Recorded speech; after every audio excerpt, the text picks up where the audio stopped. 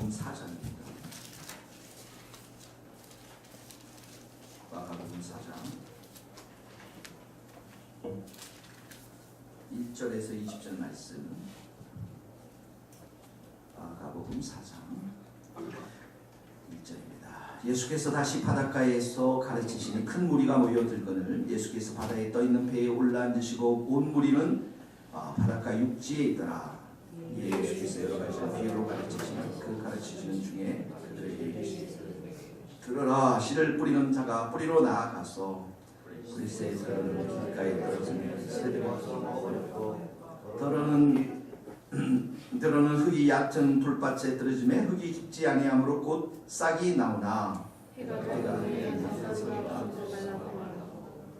들어는 가시 떨기에 떨어지매 가시가 자라 기운을 막음으로 결실하지 못하였고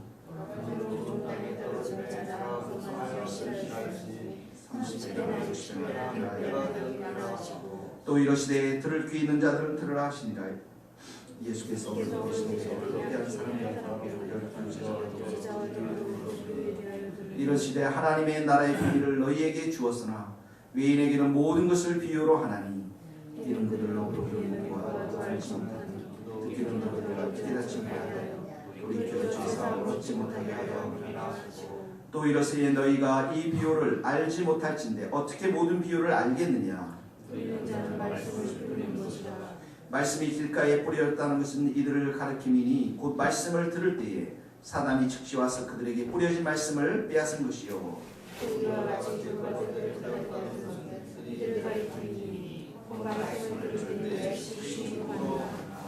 그 속에 뿌리가 없어 잠깐 견디다가 말씀으로 인해 환난이나 박해가 일어나는 때 곧 넘어지는 자들이요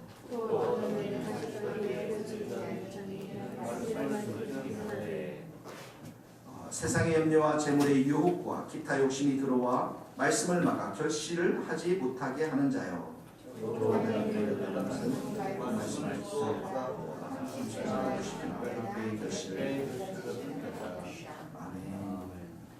순주생 죄송한데요. 지금 에어컨이 약으로 되어 있는 중으로 좀 조금만 좀 올려주십시오.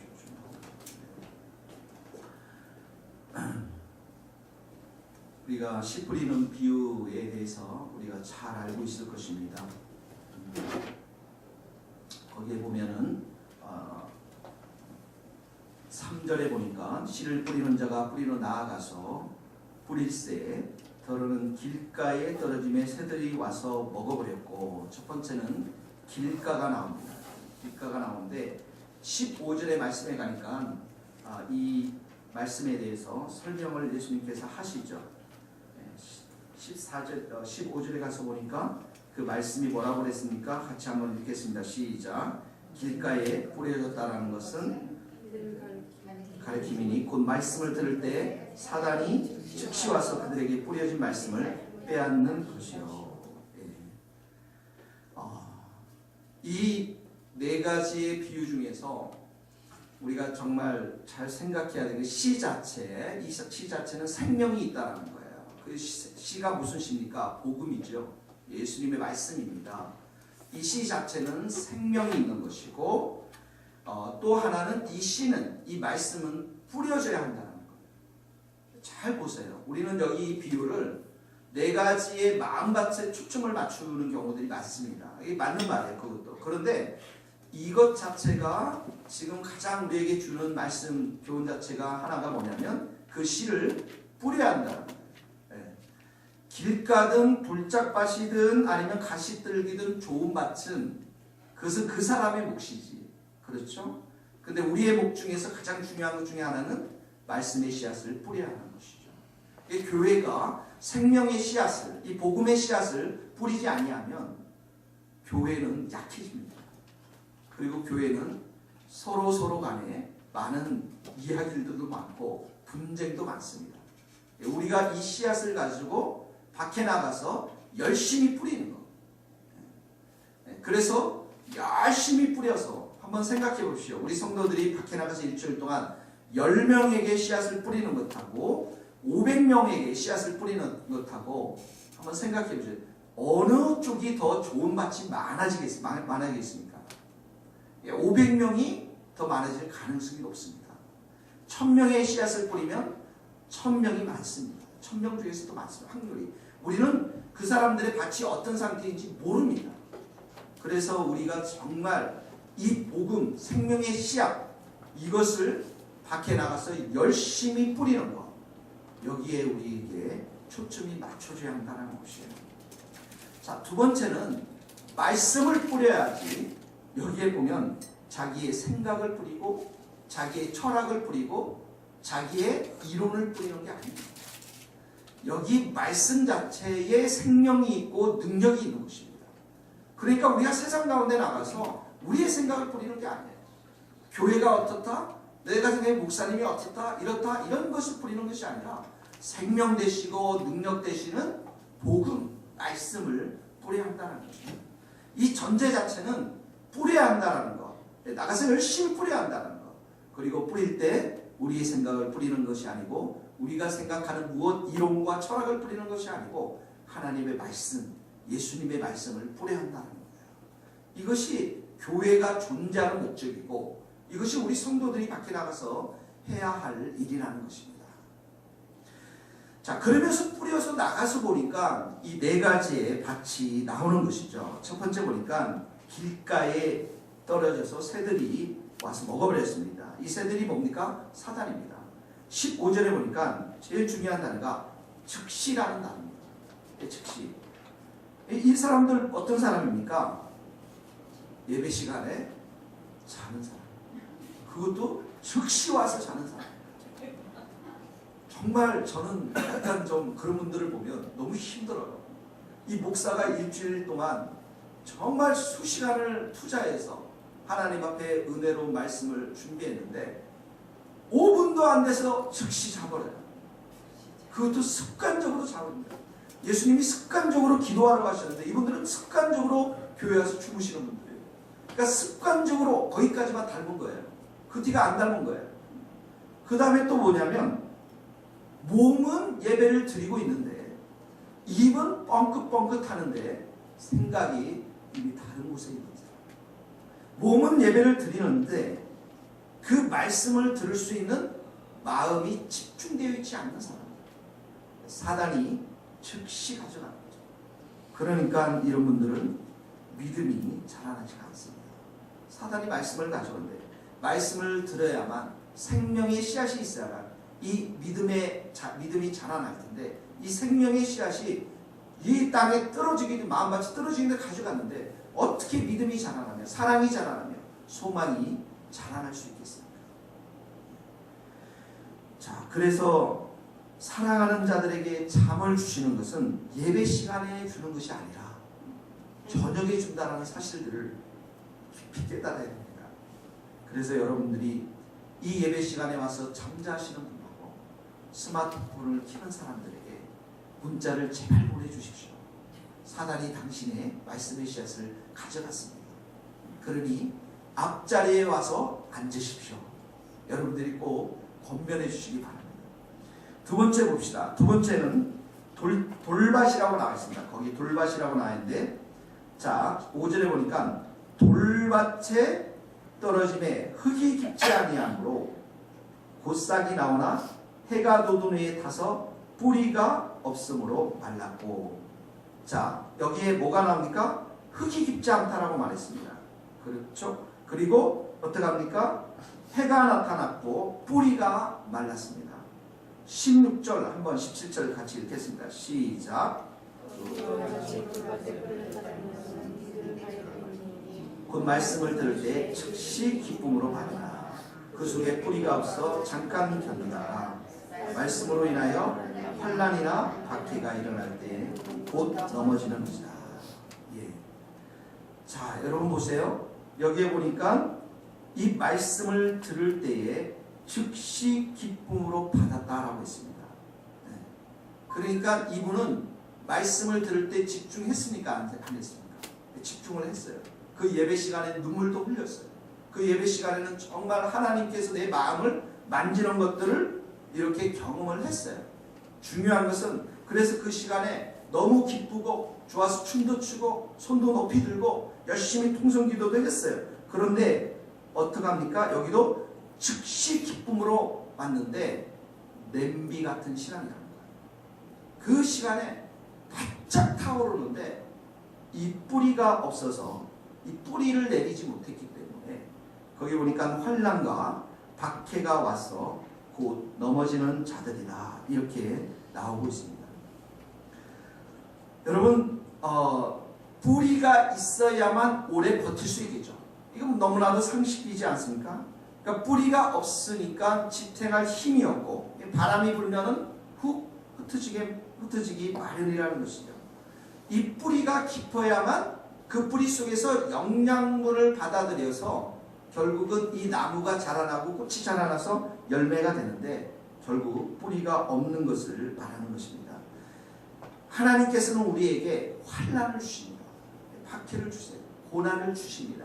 제자들도 십자가의 사건을 경험하지 않았습니까? 분명히 환난과 박해를 주지만 동시에 환난과 박해보다도 더 큰 믿음을 주님께서 주십니다. 그러므로 환난과 박해가 왔을 때는 그 환경 속에서 우리가 믿음으로 뚫고 나가야만 우리의 신앙의 뿌리들이 점점 깊어지는 것을 보게 되었습니다. 그런데 이 깊어지려면 환난보다도 박해보다도 우리의 믿음이 더 커져서 인내해야 되고 기다려야 되고 더 기도의 자리에 나와서 은혜를 구해야 돼요. 그렇지만 이것이 안 되면은 이 말씀의 뿌리가 내려있지 않기 때문에 환난이 올 때 하나님을 원망하게 되고 불평하게 되고 뒤돌아서게 되어진다는 거예요. 그러므로 환난이 오고 박해가 올 때는 어떻게 합니까? 더 열심히 기도하는 거죠. 더 열심히 하나님을 찾게 되는 거죠. 더 열심히 기쁨으로 말씀을 받는 것이죠. 더 열심히 하나님 앞에 나아가는 거죠. 왜냐하면 우리 하나님은 환난과 박해보다도 훨씬 더 크신 분이기 때문에 그 하나님을 만날 수 있는 기회와 그 하나님을 경험할 선하심을 경험할 수 있는 기회가 된다는 거예요. 그래서 우리에게 인내가 필요합니다. 환난과 박해가 올 때는 버티는 거예요. 기도로 버티고 인내로 버티면 그 환난과 박해를 주는 그 중간에 포기하는 것보다도 조금만 더 인내하고 기다려지면 하나님은 우리에게 반드시 선하신 하나님이시기 때문에 결론은 협력하여 선을 이루어 내실 줄 믿습니다. 세 번째로 보세요. 가시떨기가 나옵니다. 자, 가시떨기가 나오니까 가시가 자라서 기운을 막았다라고 했습니다. 자, 18절 19절 같이 읽겠습니다. 시작. 어떤 이는 가시떨기에 뿌려진 자니 이들은 말씀을 듣기는 하되 세상의 염려와 재물의 유혹과 기타 욕심이 들어와 말씀을 막아 결실하지 못하게 한다. 자, 보세요. 세상에 염려가 있습니다. 재물, 돈에 유혹이 있고 욕심이 있습니다. 이거 때문에 말씀이 자라나지 못한다는 거예요. 결실하지 못한다는 것이. 자, 이 말씀 보니까 어떤 청년이 나옵니까? 네, 부자 청년이 나오죠. 네, 부자 청년이 예수님을 따르는 것보다는 어떻게 합니까? 재물에 대한 욕심, 그 욕심으로 인해서 결국 예수님을 따르지 못한다는 것이죠. 이 사람의 삶 속에서는 늘 돈의 유혹, 세상의 유혹이 또 세상의 걱정거리가 늘 맴돕니다. 그래서 이 사람들 마음속에는 이런 걱정과 염려와 세상의 유혹 때문에 믿음이 자라나지가 않는 거예요. 믿음이 쭉 올라오다가도 어떡합니까? 염려스러운 말이 튀어나옵니다. 부정적인 말이 튀어나옵니다. 의심의 말이 튀어나옵니다. 욕심의 말이 튀어나옵니다. 진리보다도 자기 감정이, 자기 욕심이 더 중요한 사람들입니다. 그러니까 이 하나님의 말씀이 성장할 기회가 되지 않는 것이죠. 그러므로 여러분, 우리의 욕심으로부터 온 것인지 유혹으로부터 온 것인지 마귀의 유혹으로부터 온 것인지 우리는 항상 분별해야 되고 특별히 우리의 입술을 조심해야 됩니다. 그래서 저는 교회가 말이 많은 것에 대해서 매우 건강치 못하다는 증거가 될 수 있습니다. 우리가 한때는 말을 해야만 될 때가 있지만 그 말보다는 기도가 많아야 됩니다. 우리 당회가 있다면 당회가 정말 4시간씩 기도하면 회의는 제가 보기에 15분 만에 끝낼 수 있어요. 10분 만에도 끝낼 수 있어요. 근데 이게 거꾸로 되면 교회는 여러 가지 부정적인 생각들과 부정적인 마음들이 많이 지배하는 것들을 보게 되었습니다. 그러므로 사랑하는 성도 여러분, 우리의 욕심의 마음을 주님의 보혈의 피로 씻기를 바랍니다. 주님의 십자가로 우리가 나아가야 됩니다. 그리고 성령으로 충만해서 정말 우리가 이 돈을 다스리는 자로 세워주옵소서. 청지기로 세워주옵소서. 그것이 목표가 되는 것이 아니라 그것을 다스리고 청지기로 설 수 있는 우리의 믿음이 될 수 있도록 축복하여 주옵소서. 우리가 이렇게 기도하며 나가야 됩니다. 마지막 어떻습니까? 마지막 같이 한번 읽겠습니다. 20절 말씀입니다. 시작. 좋은 땅에 뿌리를 넣었다는 것은 곧 말씀을 듣고 하다 30배나 60배나 100배의 결실을 하는 자들이라. 자, 이 사람은 말씀을 듣고 기쁨으로 그것을 수용합니다. 그것을 말씀을 듣고 받아서 열매를 맺습니다. 겨울이 지나서 봄이 와서 언제 그 고난의 시절이 있는지 정말 알지 못할 정도로 그 시간들이 지나가고 현실을 바라보면 절망했고 현실을 바라보면 어려움이 있지만 고개를 들어보면 30배, 60배, 100배의 열매 맺는 자들, 이런 사람들이 바로 좋은 땅에 있는 사람들입니다. 여러분, 이 좋은 땅, 옥토, 이것은 그냥 됩니까? 절대 아닙니다. 제가 강원도에 가보니까요, 지금도 그 밭이 쭉 있는데 봄에 가보니까 오대산 밑에 등산을 하다 보니까 그 농부 되시는 분이 돌들을 다 주워내시더라고요. 분명히 작년에도 돌을 주워냈을 것이고 그 재작년에도 돌을 주웠는데 돌이 또 오른다. 제가 물어봤더니 이 농사를 지으면 밑에 있는 돌들이 계속 올라온다. 누가 여러분 옆집 사람들이 밭에다가 돌 던지는 사람이 있겠습니까? 그러지 않아요. 우리도 마찬가지입니다. 우리의 마음밭에 있는 이 돌들을 매일 걷어내야 됩니다. 우리 안에 있는 이 가시들, 상처의 가시들, 내가 상처받아서 가시가 생긴 것, 교회에 오면 다른 사람들을 너무 많이 치릅니다. 그렇기 때문에 어떡합니까? 우리가 기도로 제거해야 됩니다. 우리가 말씀을 받기 위해서는 이런 나의 이 돌짝밭을 매일매일 성령의 능력으로 갈아엎고 땅을 갈아엎고 그리고 기도로서 이런 가시들을 제거하면서 이 옥토에 같은 좋은 마음, 이 밭을 우리 스스로가 갈아야 됩니다. 저는 한때 영국에서 공부하고 와서 목사님들 설교를 듣지를 않았어요. 은혜가 안 되는 거예요. 정말입니다. 그런데 지나고 나서 제가 지금은요, 모든 목사님들로부터 은혜 받습니다. 왜 그런 줄 아세요? 내 마음의 밭이 문제였어요. 내가 교만하고 내가 완악하고 내가 돌짝밭이고 가시밭인데 어느 누구의 말씀이 들리겠습니까? 내 마음이 옥토와 같은 마음이 되면 어떤 말씀이 뿌려져도 아멘으로 은혜로 받을 수 있는 것입니다. 그러므로 사랑하는 성도 여러분, 우리 안에 이 가시를 제거하고 이 상처를 제거하고 돌짝밭을 제거하기 위해서 오늘도 우리가 눈물로 기도하고 성령의 능력으로 이 마음의 밭을 갈아달라고 주님 앞에 나와야 될 줄로 믿습니다. 누가복음 8장에 보면 이 좋은 땅을 좀 더 구체적으로 이렇게 말씀하고 있어요. 좋은 땅에 있다라는 것은 착하고 좋은 마음. 착하고 좋은 마음. 착하다는 게 뭐예요? 선하다는 게 뭡니까? 다른 사람들의 생각과 의견을 잘 받아들일 수 있는 마음입니다. 착하고 선한 마음은 어느 누구의 말씀도 잘 받아들일 수 있는 마음입니다. 착하고 좋은 마음으로 말씀을 듣고 지키어 인내로 결심하는 거야.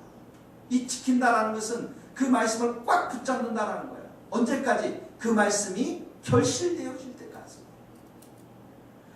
그러므로 사랑하는 성도 여러분, 이 말씀이 왔을 때 우리가 세상에 염려가 오고 핍박이 와도 그 말씀을 꽉 붙잡고 인내하게 되면 반드시 30배, 60배, 100배의 열매를 맺게 될 줄로 믿습니다. 우리 교회가 어떻게 찬양과 말씀과 기도의 집, 우리 교회가 어떻게 선한 일을 행하고 생명의 역사가 이루어질 수 있겠습니까? 우리는 이렇게 부족하고 연약한데, 그러나 말씀을 붙잡고 우리가 인내하고 매일의 삶 가운데 우리 성도들 한 사람 한 사람이 이 돌짝밭을 걷어내고 가시를 이렇게 다 꺾어버리면, 정말 성령의 능력으로 우리가 좋은 옥토밭이 되면은 하나님께서 반드시 우리 성도 한 사람 한 사람에게 30배, 60배, 100배의 열매를 주시고, 그리고 우리 교회에게도 그렇게 열매를 주실 줄 믿습니다. 하나님의 말씀을 사랑하고 순종하는 자는 꽃배기가 아닙니다. 신앙은 꽃배기가 아니에요. 30배, 60배, 100배의 열매입니다. 말씀을 지키는 자 2배, 3배 성장하는 게 아닙니다. 여러분의 일터가 2배, 3배 성장하는 게 아니에요. 여러분의 가정이 2배, 이 정도가 아니에요. 100배입니다. 이게 하나님의 나라의 법칙인 것입니다. 그러니까 우리의 마음같이 옥토밭이 된다는 것은 얼마나 중요합니까? 여러분, 어떤 사람들이 이렇게 보면 크게 힘들지도 않는데 일이 술술술 풀리는 것을 보게 됩니다. 제가 기도원에 갔을 때 한 장로님을 만났는데, 장로님이 정부의 요직에 사장자리에 올라갈 수 있는 그런 분이셨어요. 그런데 정권이 바뀌면서 쫓겨나갔어요. 그러니까 이분이 저 시골에 가가지고, 충청도 시골에 가서 혼자 기도만 한 거예요. 3년 동안 기도만 한 거예요. 이분이 엘리트 출신입니다. 이분이 능력이 있습니다. 그런데 모든 것 다 정리하고 그 지방에 내려가서 돈도 없고 그런 곳에 가서 3년 동안 기도만 했어요. 그런데 어느 날 이분에게 홍콩에 있는 친구에게 전화가 왔어요. 홍콩 친구가. 너 지금 뭐하냐? 그래서 여차여차해서 내가 돈도 다 잃고 명예도 다 잃고 이러고 있다고 하니까, 이분이, 이 홍콩 사업가가 5억을 주면서, 네가 지금 이분이 이제 담배 인상 공사에서 일을 하셨는데 홍삼에 대해서 관심이 많았다고 합니다. 그러니까 그걸 만들어서 홍콩이나 이런 중국 쪽에 판매를 해봐라. 그래서 시작한 기업이 100억의 지금 매출을 올리는 기업이 되었어요.